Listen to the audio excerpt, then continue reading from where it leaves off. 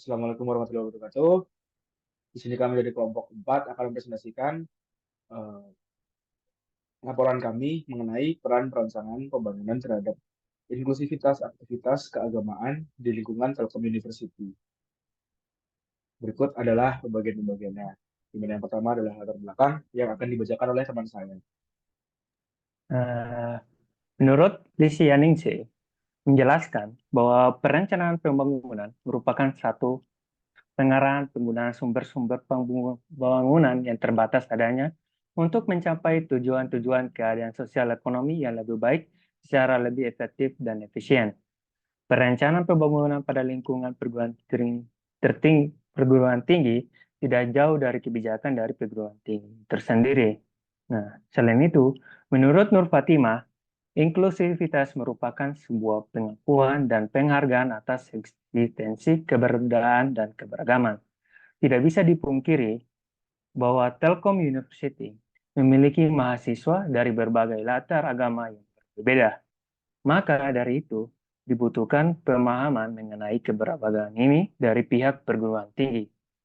Nah, perguruan tinggi memiliki kewajiban untuk menciptakan lingkungan yang inklusif bagi umat beragama.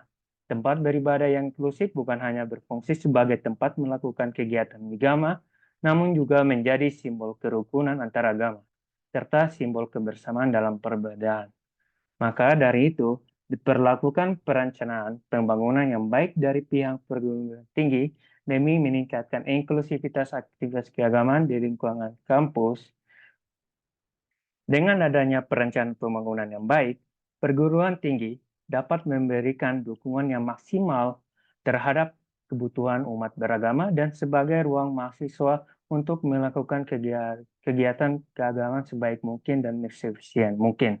Dengan adanya pembangunan ruang inklusif bagi mahasiswa, beragama pun dapat melahirkan mahasiswa yang tidak hanya pandai dalam bidang akademis, tetapi juga memiliki nilai toleransi yang tinggi antar umat beragama.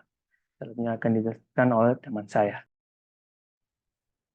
Berikutnya ada rumusan masalah dari artikel yang kami kaji. Yang pertama ada bagaimana tingkat inklusivitas tercermin dalam perencanaan pembangunan di Telkom University.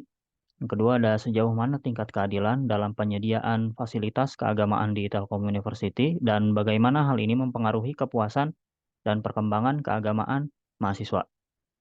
Selanjutnya ada apa saja dampak ketidaksertaan dan ketidakadilan dalam fasilitas kampus terkait tempat beribadah terhadap pengalaman keagamaan mahasiswa dan bagaimana pengaruhnya terhadap kesejahteraan umum di lingkungan kampus.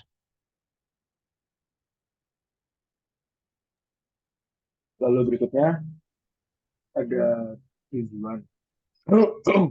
Adapun tujuan dari dibuatnya esai berjudul peran perasaan pembangunan terhadap inklusivitas aktivitas keagamaan di lingkungan Telkom University adalah untuk menyelidiki dan menguraikan bagaimana perencanaan pembangunan dapat mempengaruhi dan meningkatkan inklusivitas aktivitas keagamaan di lingkungan Telkom University.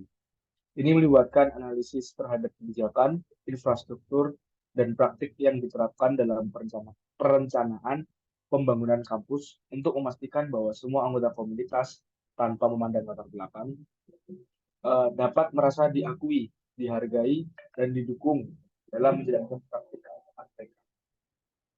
Penelitian mengenai peran perencanaan pembangunan terhadap inklusivitas aktivitas keagamaan di lingkungan Telkom University memiliki beberapa manfaat, yaitu dapat mengetahui rencana pembangunan di kampus khususnya mengenai inklusivitas aktivitas keagamaan di lingkungan Telkom University.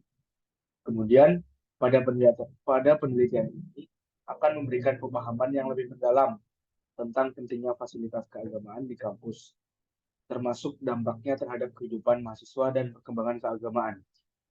Selanjutnya, dengan menilai tingkat keadilan dan penyediaan fasilitas keagamaan, penelitian ini akan mengidentifikasi area-area di mana perbaikan diperlukan, memastikan bahwa kebutuhan keagamaan mahasiswa dipenuhi secara adil.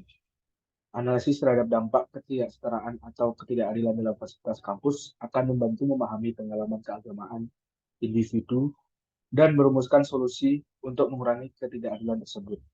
Dengan demikian, penelitian ini akan memberikan pandangan yang lebih baik tentang inklusivitas keagamaan di Telkom University dan dapat membantu meningkatkan pengalaman keagamaan serta lingkungan kampus secara keseluruhan.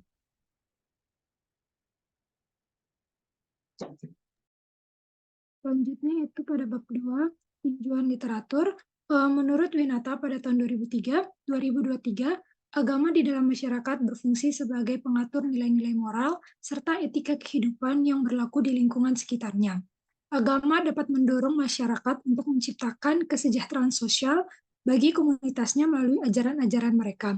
Winata juga berpendapat bahwa peran agama bagaikan pisau bermata dua yang di satu sisi mempersatukan, namun di sisi lain menghancurkan.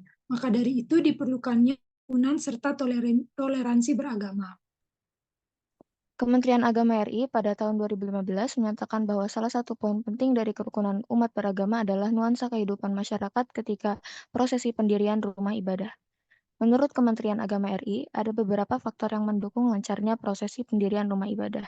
Di antaranya yaitu pertama, ajaran agama yang mengharuskan umatnya untuk saling menghormati satu sama lain. Kedua, adanya langkah dari pemerintah setempat dalam menjaga kerukunan umat beragama dengan tidak membedakan umat yang satu dengan yang lain. Dan ketiga, peran pemuka agama dalam mendorong kerukunan antar umat. Kemudian Zainuddin pada tahun 2013 berpendapat bahwa apabila pluralisme tidak dipahami dengan benar, maka dapat menimbulkan konflik antar umat beragama serta disintegrasi bangsa. Sejalan dengan pendapat sebelumnya, Zainuddin mengatakan bahwa persoalan keadilan harus memancing respons dari berbagai umat agama dalam melakukan kerjasama yang baik dalam menegakkan keadilan.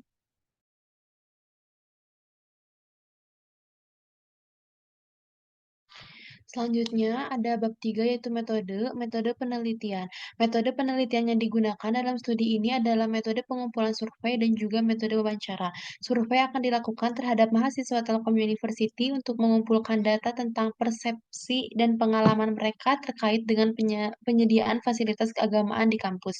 Pertanyaan survei akan dirancang dalam berbagai aspek, termasuk tingkat kepuasan terhadap fasilitas keagamaan yang ada, persepsi tentang keadilan dalam penyediaan fasilitas tersebut, serta saran atau masukan untuk perbaikan yang mungkin diperlukan. Selanjutnya, metode wawancara yang dilakukan kepada pihak yang membuat kebijakan yaitu Telkom University untuk mendapatkan pemahaman yang mendalam tentang rencana pembangunan yang ada di area Telkom University, terlebih khusus mengenai fasilitas keagamaan di kampus. Dengan menggunakan kedua metode survei dan wawancara, penelitian ini akan mengumpulkan data dari sampel yang representatif dari populasi mahasiswa Telkom University dan juga mendapatkan informasi langsung dari pihak Telkom University, sehingga memungkinkan analisis yang lebih luas dan umum terkait dengan topik penelitian.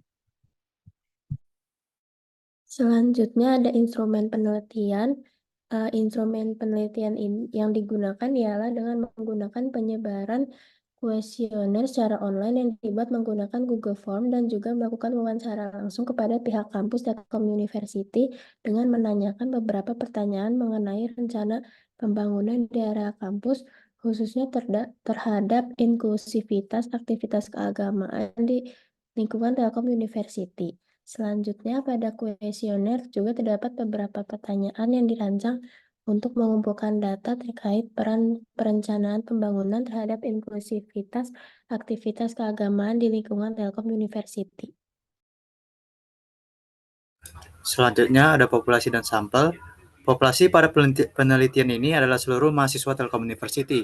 Sampel penelitian diambil secara acak dari populasi yang diwakili oleh variasi terkait dengan peran perencanaan pembangunan terhadap inklusivitas aktivitas keagamaan di lingkungan Telkom University.